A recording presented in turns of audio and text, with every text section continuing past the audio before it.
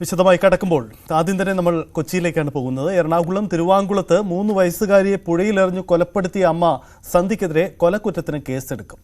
സന്ധ്യയുടെ അറസ്റ്റ് രേഖപ്പെടുത്തി. സന്ധ്യയ്ക്ക് മാനസിക പ്രശ്നങ്ങളില്ലെന്നും ഭർത്താവും സന്ധ്യയുമായി തർക്കങ്ങൾ ഉണ്ടായിരുന്നതുമായിട്ടാണ് അമ്മ അലി പ്രതികരിച്ചത്. അല്പസമയത്തിനുള്ളിൽ തന്നെ സന്ധ്യയെ കോടതിയിൽ ഹാജരാക്കാനാണ് സാധ്യത.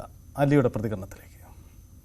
ഇവിടെ കയറിയ അച്ഛൻ ഇവിടെ ഇരിപ്പുണ്ട്. അച്ഛനെ ചോദിച്ചുകൊണ്ട് മൂത്ത മോളും ഉണ്ട്. ചോദിച്ചിട്ട് പറയണില്ല, ഒരു കൂസലും ഇല്ല. കൊച്ചൻ്റെ അച്ഛൻ ചോദിച്ച് പറയുന്നുണ്ട്, കൊച്ച് വണ്ടിയിൽ വെച്ച് കൊച്ചങ്ങോട്ട് പോയെന്ന് കണ്ടില്ല, അങ്ങനെ പറഞ്ഞവള്. ആ വരും, എന്തെങ്കിലുമൊക്കെ പൈസയൊക്കെ മതി, വേറെ ഒന്നും വേണ്ട. അപ്പം ഞങ്ങൾ എന്തെങ്കിലും പൈസ എന്തെങ്കിലും ഇവിടെ കൊടുക്കും. എപ്പോഴും ഇല്ല, മാസത്തിലൊക്കെ.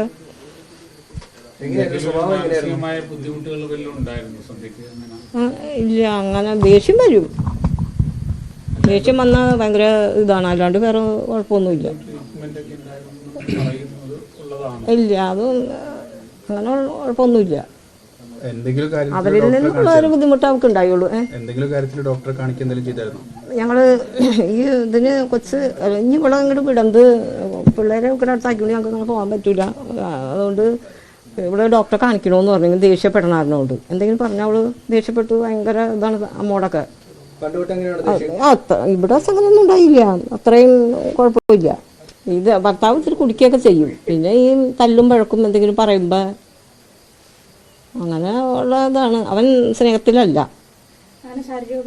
ആ തല്ലും, ഇങ്ങനെ കുരക്കിന് പിടിക്കും, അങ്ങനെ പിടിക്കും, ഇവിടെ കന്നത്തടിക്കും. അങ്ങനെ ഇത്തിരി വെള്ളവും കുടിക്കും ആള്. പറയാനോ തല്ലൂന്നൊക്കെ പറയുള്ളൂ. ഈ പണി ചെയ്ത് വെച്ചിട്ട് പിന്നെ അവള് മിണ്ടിയിട്ടില്ല.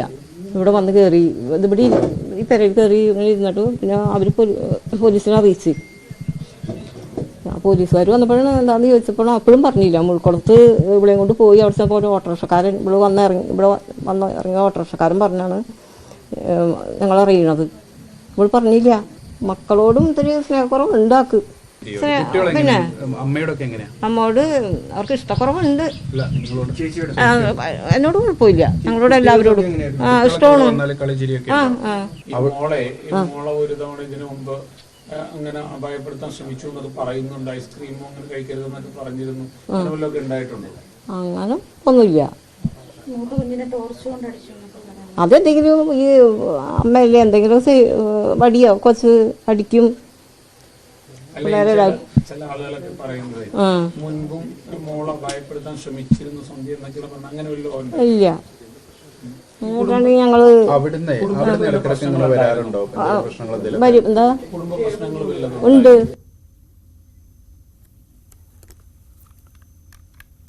അത്തരത്തിലാണ് വലിയ കുടുംബ പ്രശ്നങ്ങൾ തന്നെയാണ് ഈ സംഭവത്തിന് ഇടവെച്ചത് എന്നത് തന്നെയാണ് ഉയരുന്ന സാഹചര്യം. ഇതുവരെ പുറത്തു വന്ന കാര്യങ്ങളും അങ്ങനെ തന്നെയാണ്. ആജ്ഞ രവീന്ദ്രൻ ചേരുന്നുണ്ട്. ആജ്ഞ, ഇന്നലെ രാത്രി മുതൽ ഈ വാർത്ത വന്നത് മുതൽ നമ്മൾ പ്രതീക്ഷിച്ചത് അമ്മയ്ക്ക് ചില മാനസിക പ്രശ്നങ്ങൾ ഉണ്ടാവാം, അതല്ലെങ്കിൽ സ്വന്തം കുഞ്ഞിനെ ഇങ്ങനെ പുഴയിലെറിഞ്ഞ് കളയാനുള്ള ഒരു ധൈര്യം കാട്ടുകയില്ല എന്നതാണ്. പക്ഷേ ഇപ്പോൾ ലഭിക്കുന്നത് മാനസിക പ്രശ്നങ്ങളല്ല, മറ്റ് ചില കുടുംബ പ്രശ്നങ്ങൾ ഉണ്ടായിരുന്നു എന്നതാണ്. എന്തായാലും സന്ധ്യ ഇപ്പോൾ പോലീസ് കസ്റ്റഡിയിലാണോ? ഇവരെ വീണ്ടും ചോദ്യം ചെയ്യുന്നുണ്ടോ, അതോ കോടതിയിൽ ഹാജരാക്കുകയാണോ ഉണ്ടാവുന്നത്? എന്താണ് അവിടുത്തെ സാഹചര്യം ഇപ്പോൾ?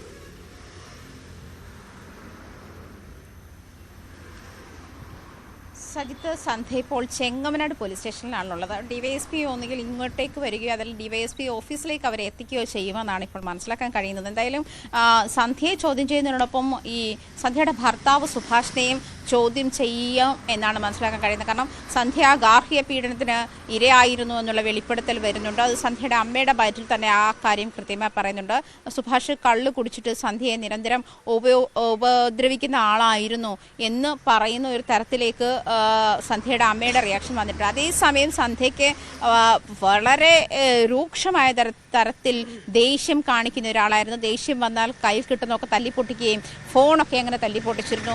കുഞ്ഞുങ്ങളെ ആ സമയത്ത് സമയത്ത് ഉപദ്രവിക്കും, എന്താണ് ചെയ്യുന്നതെന്ന് അവർക്ക് അറിയുന്നില്ല എന്നുള്ള തരത്തിലേക്കുള്ള അമ്മയുടെ പ്രതികരണം. പക്ഷേ അമ്മ അത് മാനസികാരോഗ്യ പ്രശ്നമായിട്ട് അമ്മ കണക്കാക്കുന്നില്ല. അതല്ലെങ്കിൽ ഇത്തരത്തിലൊരു നിയന്ത്രണം വിട്ട് പെരുമാറുന്ന മകളുടെ അവസ്ഥ മാനസികാരോഗ്യ പ്രശ്നമായിട്ട് അമ്മ കണക്കാക്കുന്നില്ല. അതും ഒരു തിരിച്ചറിവാണ് ആക്ച്വലി. അത് മാത്രമല്ല, ഈ കുഞ്ഞുങ്ങളുടെ കാര്യത്തിൽ കുഞ്ഞുങ്ങളെ നേരത്തെ തന്നെ ഇല്ലാതാക്കാൻ സന്ധ്യ നിരന്തരം ശ്രമിച്ചിരുന്നു എന്നാണ്. അതായത് ഐസ്ക്രീം വിഷം ചേർത്ത് കുഞ്ഞുങ്ങൾക്ക് നൽകാൻ ശ്രമിച്ചിരുന്നു. ഈ മൂത്ത കുട്ടിയെ കാശി എന്ന് പറയുന്ന ഒരു മൂത്ത ആൺകുട്ടി കൂടിയുണ്ട്. അവനെ ടോർച്ച് കൊണ്ട് തലക്കടിക്കുകയുണ്ടായി. ഈ കുഞ്ഞിനെ, ഈ മരിച്ചുപോയ കല്യാണിയെ തന്നെ നെഞ്ചിൽ കൈ ചുരുട്ടി ഇടിച്ച് അത് ആശുപത്രിയിലെത്തുന്ന സാഹചര്യമൊക്കെ ഉണ്ടായത്. കുഞ്ഞുങ്ങളുടെ നേരെ നിരന്തരം ആക്രമണം ഉന്നയിച്ചിരുന്നു. അമ്മയ്ക്ക് കുഞ്ഞുങ്ങൾക്ക് ഇഷ്ടമായിരുന്നില്ല എന്നും ഈ സന്ധ്യയുടെ അമ്മ അല്ലി വെളിപ്പെടുത്തുന്നുണ്ട്. എന്തൊക്കെ പറഞ്ഞാലും സജിത്ത് നേരത്തെ സൂചിപ്പിച്ച പോലെ ഗാർഹിക പീഡനം കൊണ്ടുണ്ടായ മാനസികാവസ്ഥ താറുമാറായതിലേക്കാണ് ഇപ്പോൾ കാര്യങ്ങളെല്ലാം വിരൽ ചൂണ്ടുന്നത്. സന്ധ്യയെ നിരന്തരം ഭർത്താവും ഭർത്താവിൻ്റെ വീട്ടുകാരും ഉപദ്രവിച്ചിരുന്നു എന്നുള്ള വെളിപ്പെടുത്തലാണ് വരുന്നത്. സന്ധ്യ നേരത്തെ തന്നെ നമ്മൾ ഇതൊരു മിസ്സിംഗ് കേസായി തുടങ്ങിയതാണ്. അതിനുശേഷമാണ് സന്ധ്യ നിരന്തരം മൊഴി മാറ്റി ഒടുവിൽ പോലീസ് വേണ്ട രീതിയിൽ ചോദ്യം ചെയ്തപ്പോഴാണ് സന്ധ്യ കൃത്യമായി മൂടിക്കുളം പാലത്തു നിന്നും കുഞ്ഞിനെ എടുത്ത് വെള്ളത്തിലേക്ക് ഇട്ടു എന്ന് വെളിപ്പെടുത്തുന്ന ഒരു സാഹചര്യത്തിൽ പിന്നീടുണ്ടായ തെരച്ചിലിനൊടുവിലാണ് 4.5 മണിക്കൂർ എടുത്തു കുഞ്ഞിനെ ആ മൂന്നാമത്തെ പാലത്തിൻ്റെ അടിയിലെ തൂണിൻ്റെ അടിയിൽ നിന്നും കണ്ടെത്താൻ. അവിടെ ഈ അടിയൊഴുക്ക് കുറവായതിനാലും, അതായത് മരച്ചില്ലകൾ വന്ന് അടിയൊഴുക്ക് കുറവായത് അടഞ്ഞിരിക്കുന്ന ഒരു സാഹചര്യം, ആ മരച്ചില്ലയിൽ കുടുങ്ങിക്കിടക്കുകയായിരുന്നു കല്യാണി. അങ്ങനെ ഒരു സാഹചര്യത്തിലേക്ക് എത്തുന്നത്, അതായത് മിസ്സിംഗ് കേസ് ആയി നാട് മുഴുവൻ അത്തരത്തിൽ കല്യാണിക്ക് വേണ്ടി തെരച്ചിൽ ഊർജിതമാക്കിയിരിക്കുന്ന സാഹചര്യത്തിലാണ് കുഞ്ഞിനെ വെള്ളത്തിലേക്ക് ഇട്ടു എന്ന് പറയുന്നത്. പിന്നീട് മുഴുവൻ തെരച്ചിലും മാറ്റിവെച്ച എല്ലാ തെരച്ചിലും ഈ മൂഴിക്കുളത്തിലെ പാലത്തിനടിയിലേക്ക് കേന്ദ്രീകരിച്ചു എന്നാണ്. കാരണം സന്ധ്യ പറയുന്നത് മാത്രമേ അപ്പോൾ മുഖവിലേക്കെടുക്കാൻ കഴിയുമായിരുന്നുള്ളൂ. അവരാണ് കുഞ്ഞിനോടൊപ്പം ഉണ്ടായിരുന്നത്. അവരുടെ മൊഴി മാത്രമാണ് അതിനകത്ത് സാധ്യതയുള്ളതെന്ന് പോലീസിന് മനസ്സിലായി. മാത്രമല്ല, ഈ ഓട്ടോയിൽ വന്ന് ഇറങ്ങുമ്പോൾ കുഞ്ഞിനെ സന്ധ്യ എടുത്തുകൊണ്ട് പോകുന്ന വിഷലാണ് ആദ്യം പോലീസിന് ലഭിച്ചത്.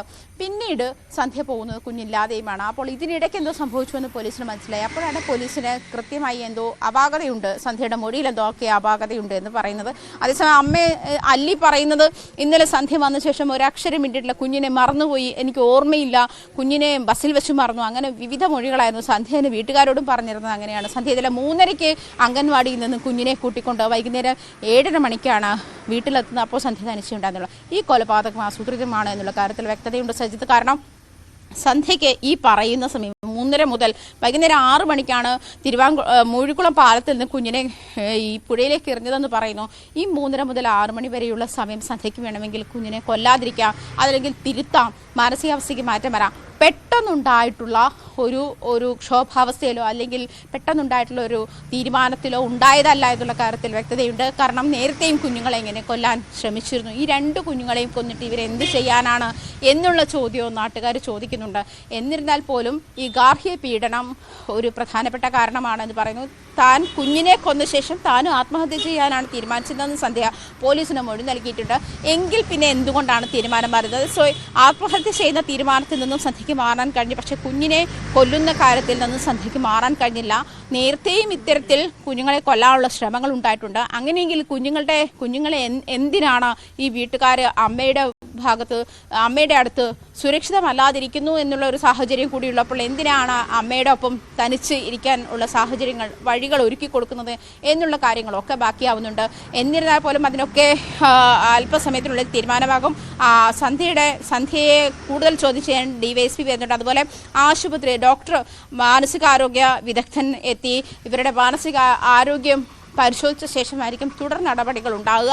കുഞ്ഞിൻ്റെ പോസ്റ്റ്മോർട്ടം കളമശ്ശേരി മെഡിക്കൽ കോളേജിലാണ് ഇൻക്വസ്റ്റ് തയ്യാറാക്കുന്നത്. ഇവിടെ അങ്കമാലി താലൂക്ക് ആശുപത്രിയിലാണ്, താലൂക്ക് ആശുപത്രി മോർച്ചറിയിലാണ് ഇപ്പോൾ കല്യാണിയുടെ മൃതദേഹം സൂക്ഷിച്ചിരിക്കുന്നത്.